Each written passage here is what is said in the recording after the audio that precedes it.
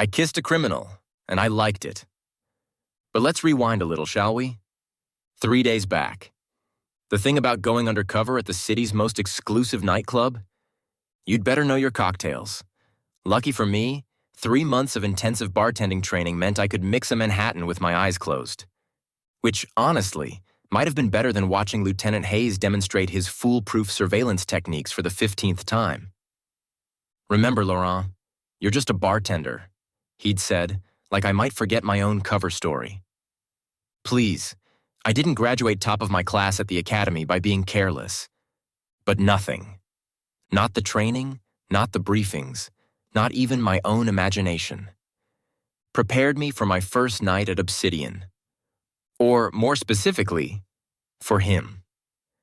The club was everything the surveillance photos suggested and more. Crystal chandeliers dripped from ceilings high enough to host a circus, while bass thrummed through the marble floors like a second heartbeat.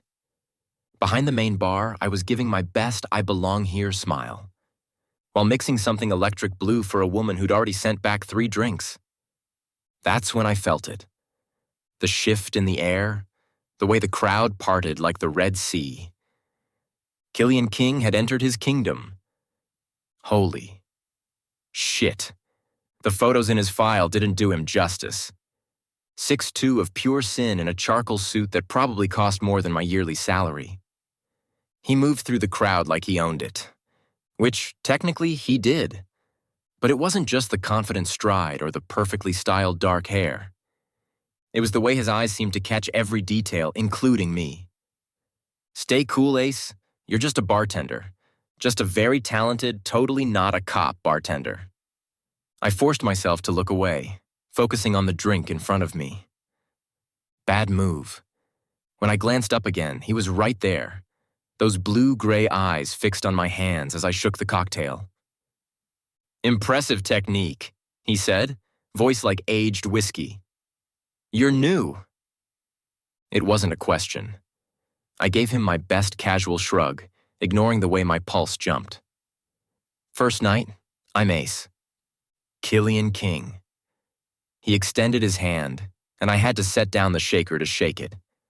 His grip was warm, firm, and lingered just a second too long. Welcome to Obsidian. That's when it happened. As I pulled back, my elbow caught the shaker. Electric blue cocktail went everywhere, including all over Killian's obviously expensive suit. Shit. Shit. Shit. I am so sorry. I grabbed a bar towel, then froze, realizing I probably shouldn't be dabbing at my target's chest without permission, no matter how nicely sculpted it might be under that suit. But Killian was laughing? Marking your territory already? His eyes sparkled with amusement. Bold strategy. Well, you know what they say, I quipped before my brain could stop my mouth. Go big or go home. And which would you prefer? He leaned in slightly, voice dropping. Big or home? Was the club owner, my investigation target, flirting with me? 2 could play that game. I met his gaze, letting a slow smile spread across my face. Depends what you're offering. The next hour was a blur of stolen glances and loaded comments disguised as casual conversation. Killian kept finding reasons to return to my section of the bar, each time with another question or observation that felt more like foreplay than small talk. Your Manhattan is exceptional, he said during his 3rd visit. I have private events that could use such skilled hands. I nearly dropped the glass I was holding. Are you offering me a personal job, Mr. King? Killian, he corrected, and yes, among other things. Later during my break, I slipped into the back office to plant a bug, only to overhear a conversation that made my blood freeze. Another undercover? Killian was saying to someone. That makes 3 this month. Amateur hour at the precinct. Shit.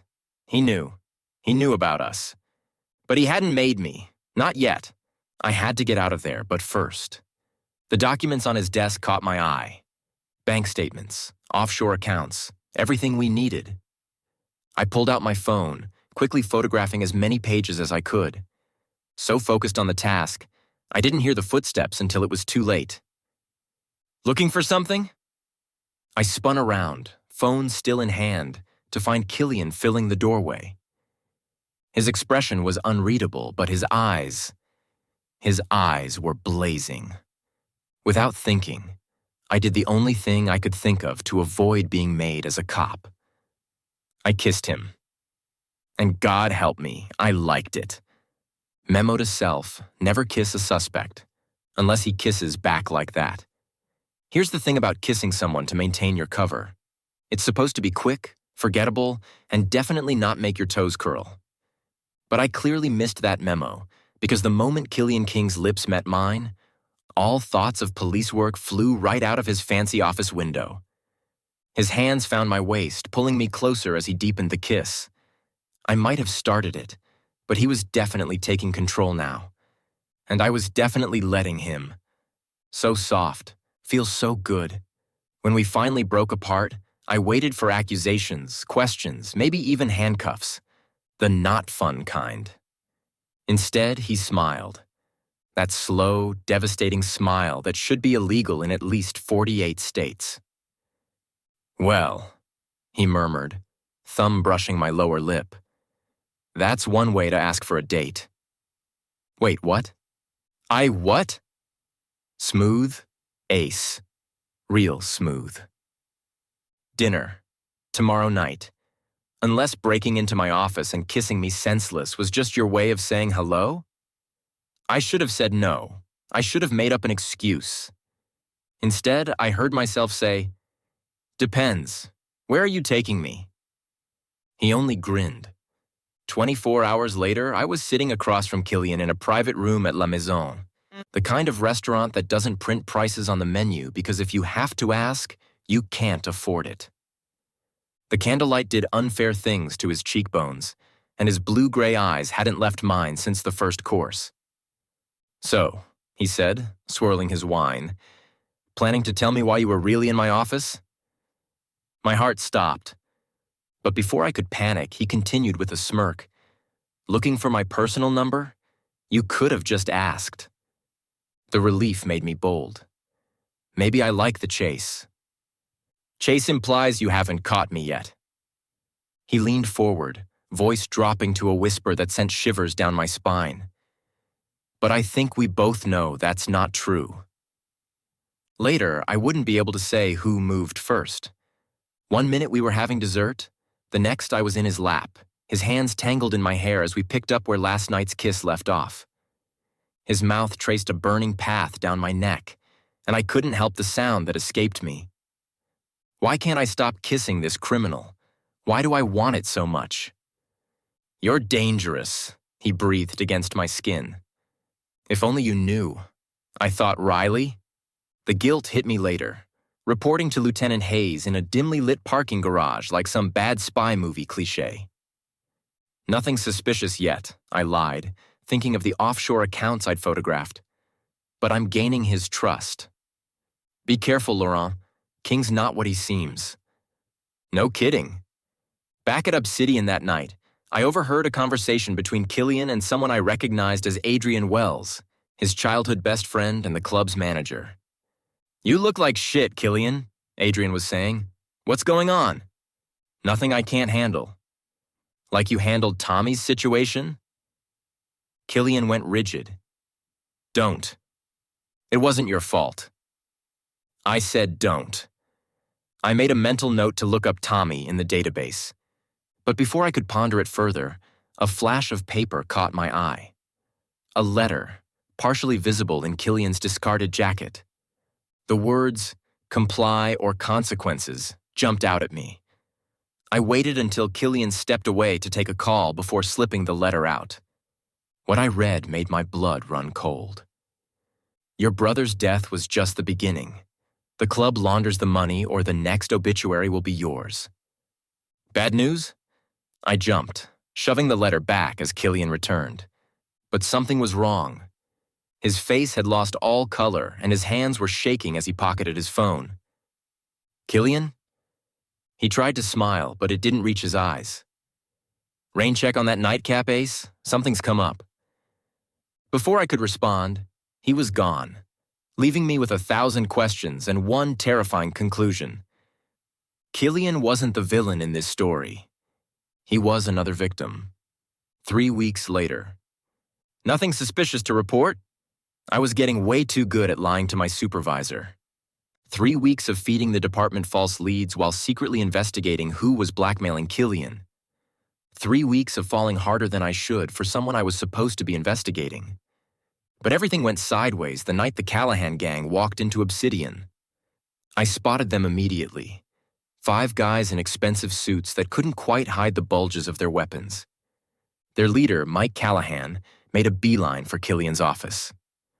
My stomach dropped when I saw his hand slip inside his jacket. Not on my watch. I abandoned the bar, ignoring confused looks from other staff as I raced toward the office. The door was locked, but 3 months of police training hadn't been for nothing. I had it open in seconds. "Time's up, King," Callahan was saying, gun pointed at Killian's chest. "The commissioner wants—" "Commissioner?" I didn't wait to hear more. My own gun was already drawn, the one I definitely wasn't supposed to have as a bartender. "NYPD, drop it." Everything happened at once. Callahan spun around. Killian's eyes widened in betrayal. "You're a cop?" The hurt in his voice felt like a physical blow, but I kept my gun steady. "Callahan, drop the weapon or I drop you." He actually laughed. "You hear that, King? Your boy toy's been playing you." "Everyone shut up," I snapped, channeling my best bad cop voice. "Callahan, out, now, before I decide my paperwork can handle an accidental discharge." Maybe it was my tone. Maybe it was the look in my eyes. But Callahan backed down, though not before saying, "This isn't over, King." The moment they left, Killian exploded. "Get out. Killian, get out."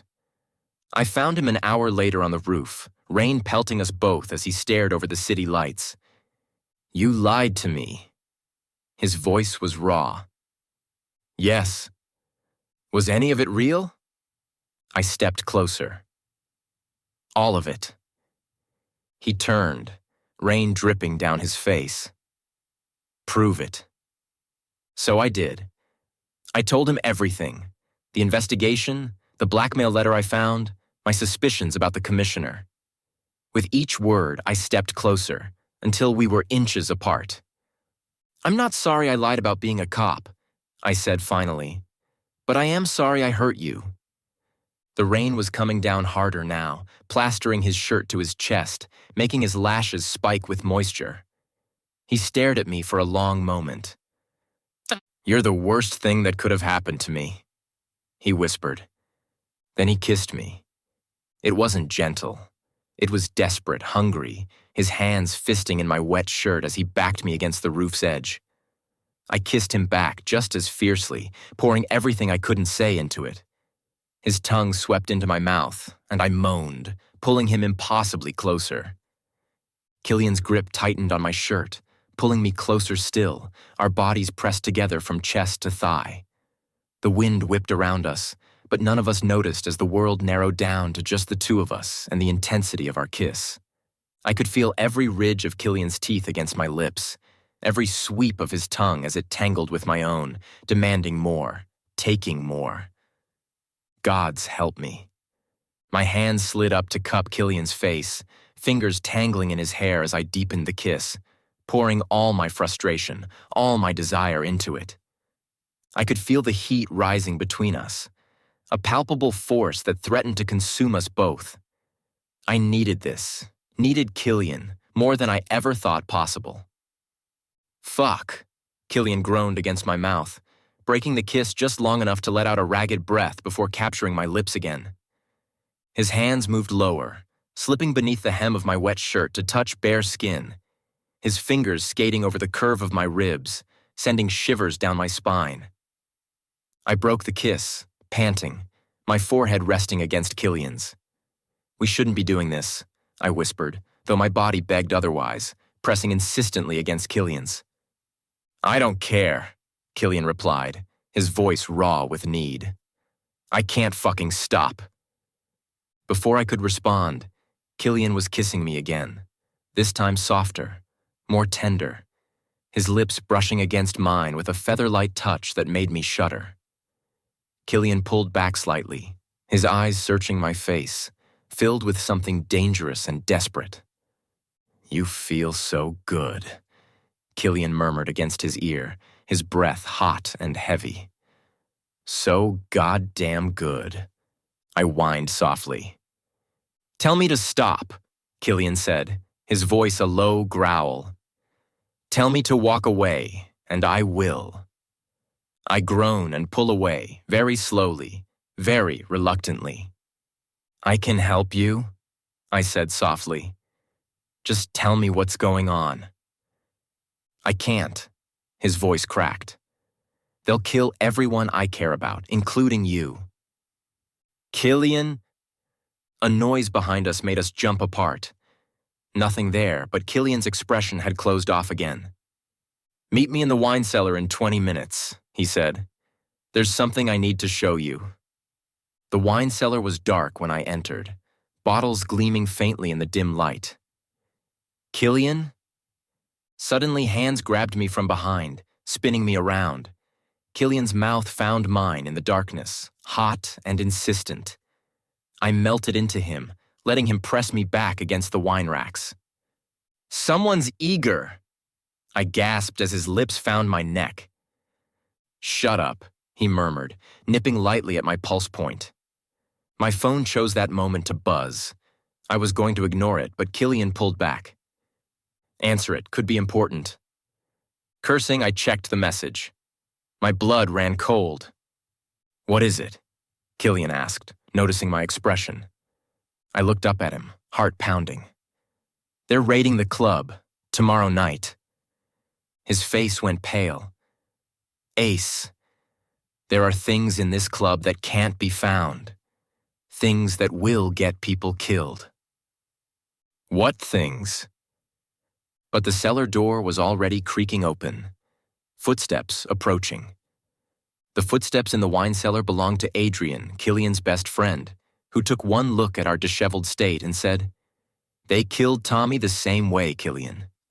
Don't let history repeat itself. Tommy, Killian's brother. The pieces suddenly clicked. Tommy was a whistleblower, wasn't he? I asked softly. He found out about the commissioner's corruption. Killian's face crumpled. He was 19, just a rookie cop who stumbled onto something big. They made it look like a drug overdose. And now they're using his death to blackmail you into laundering money through the club. Not exactly. Killian moved to a hidden panel in the wine cellar, revealing a safe. I've been gathering evidence.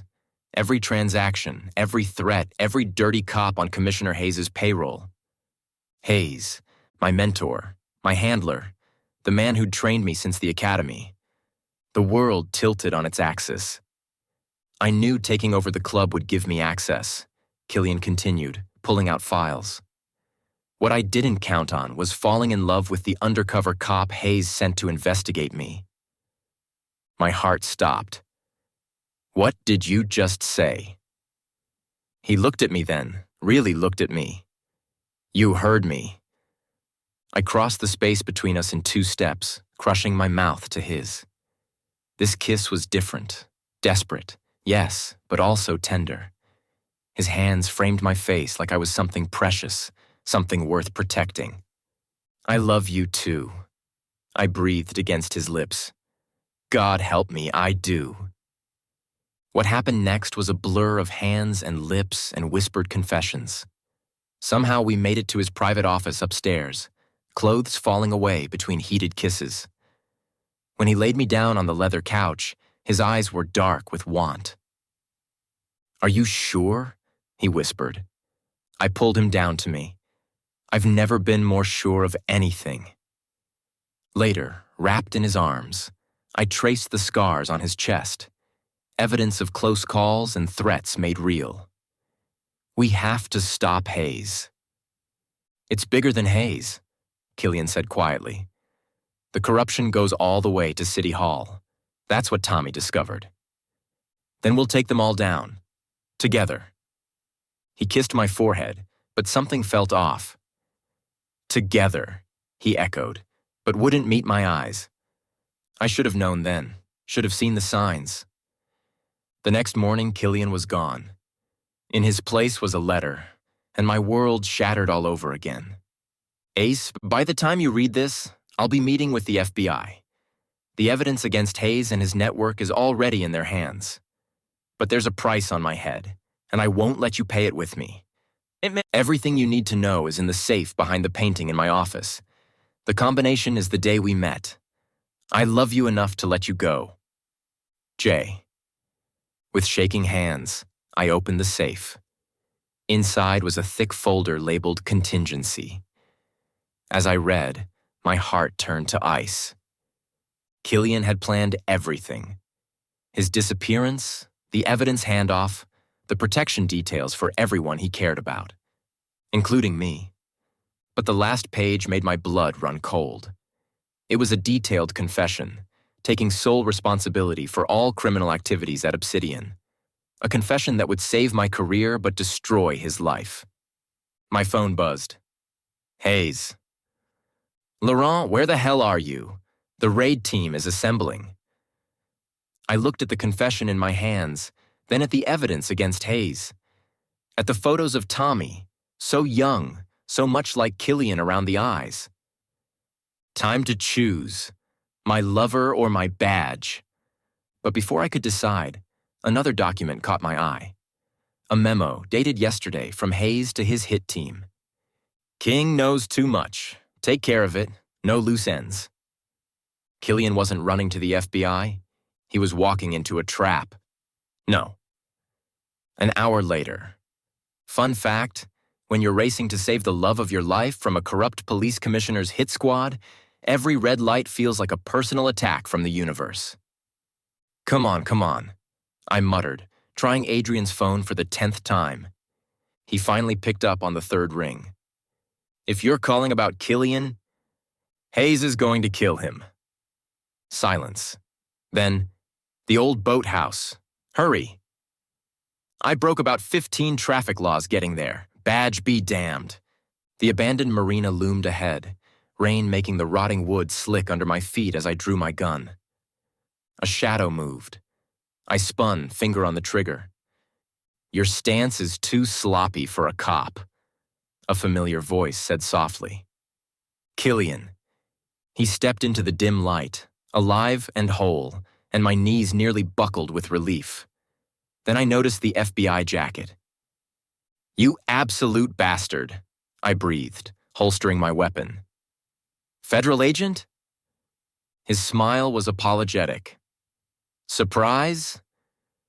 I should have been angry, should have felt betrayed. Instead, I crossed the space between us in 3 strides and kissed him like my life depended on it. His arms came around me instantly, pulling me closer as the kiss deepened. When we broke apart, he rested his forehead against mine. I'm sorry. I couldn't tell you. If Hayes suspected... Shut up, I murmured, kissing him again. Just shut up. Later, tangled together on the surprisingly comfortable bed in his hideout's back room, Killian explained everything. The 2-year FBI operation. How Tommy's death had accelerated their timeline. How meeting me had complicated everything in the best possible way. I wasn't supposed to fall in love with the sexy detective Hayes sent to investigate me, he said, trailing kisses down my neck. I gasped as his teeth grazed a sensitive spot. Funny how that worked out. His hand slid lower. Any regrets? Ask me again in 5 minutes. But dawn brought reality crashing back. Hayes was still out there, and he had to be stopped. I have a plan, Killian said, looking unfairly gorgeous for someone who'd barely slept. But it's risky. I traced the line of his jaw. Those are my favorite kind. The plan was elegant in its simplicity. Hayes thought he was raiding Obsidian tonight. Instead, we were raiding him. As I strapped on my vest that evening, Killian pulled me close. If anything happens, I silenced him with a kiss. Don't you dare get noble on me now, Agent King. He smiled against my lips. That's Special Agent King to you, Detective. The raid went perfectly. Right up until it didn't. The whole precinct was surrounding Hayes' office building, but I knew better than anyone. The most dangerous predators are the ones who feel cornered. In position? Killian's voice crackled through my earpiece. 4th floor clear, moving to Hayes' office. My heart hammered as I led my team up the emergency stairs. Every step could be an ambush, every corner a trap. But Hayes had trained me too well. I noticed the tripwire before anyone else. Stop, I hissed, grabbing Adrian's vest. He's rigged the whole floor. That's when all hell broke loose. The explosion came from below, not meant to kill, but to create chaos. Through the smoke and sprinklers, I heard Hayes' laugh. Looking for me, Laurent? I spun around. There he stood in his doorway, the man who'd been like a father to me, looking more predator than mentor now. His gun was trained on my chest, but his eyes were cold with something worse than hatred. Disappointment. You were my best student, he said, almost sadly. And you threw it all away for King? The man's a snake. Funny, Killian's voice cut through the chaos as he emerged from the shadows behind Hayes. I was about to say the same about you. But Hayes was ready. He spun faster than a man his age should move, catching Killian with an elbow to the face. The gun swung toward him. No, I didn't think. My body moved on pure instinct, muscle memory from countless training sessions with the very man I was now fighting. My tackle caught Hayes mid-turn, sending us both crashing through his office door. The gun went off. Glass shattered. I felt the bullet graze my arm, but adrenaline made it feel distant, unimportant. We grappled on the floor. Years of mentor-student training turned lethal dance. He knew all my moves. He'd taught them to me. But I had something he hadn't counted on, something worth fighting for. Hayes got in a solid hit to my jaw, stars exploding behind my eyes. He's not FBI, he spat again, pinning me down. Tommy figured it out too late. Don't make his mistake. That's when I saw it in his eyes. Real fear. Not of being caught, but of being wrong. Of discovering that everything he thought he knew about Killian, about Tommy, about corruption, was a lie built to trap him. You're right about one thing, I gasped, tasting blood. Killian did play someone. I smiled through split lips. He played you. The moment of confusion was all Killian needed. His tackle took Hayes off me with surgical precision. Pure FBI training. Nothing like the street fighting Hayes had taught me. Thomas King, Killian said, his voice deadly calm as he cuffed Hayes, was my brother. He was also an FBI informant, and you killed him. The look on Hayes' face, that moment of realization that he'd been outplayed at his own game, almost made the bullet graze worth it. Commissioner Hayes, Killian continued, professional mask firmly in place even with blood trickling from his split eyebrow. You're under arrest for the murder of Thomas King and corruption under color of authority. His eyes met mine, softening just slightly. Now, Ace. My shot caught Hayes clean in the shoulder. Poetic justice for all the damage his right hand had done with a gun over the years. As SWAT flooded in, Killian pulled me close, checking my wounds with gentle hands that belied the intensity of the fight we'd just survived. Next time, he murmured, let's just open a nightclub. I laughed, wincing at my bruised ribs. Promised myself I'd never date a coworker again. His smile was pure sin. Good thing I work for a different agency then. 3 months later, Obsidian reopened. The sign above the door now reads, King and Laurence. No money laundering, no corruption, just good music, better drinks, and the best company I could ask for. Penny for your thoughts?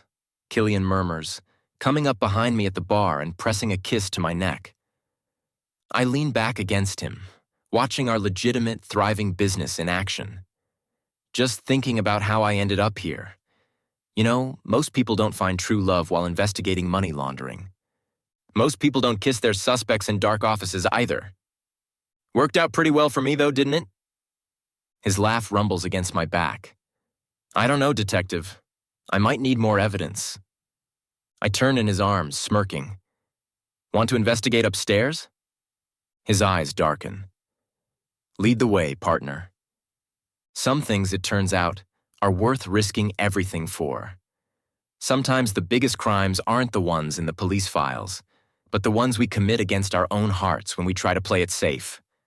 Me, I'm done playing it safe. I've got a badge, a nightclub, and a former criminal turned FBI agent who looks at me like I'm his favorite case to crack. And you know what? I wouldn't have it any other way. The end. Do you think you could ever fall for a criminal? Well, a criminal, not so criminal. If you like this story, subscribe to join the gang.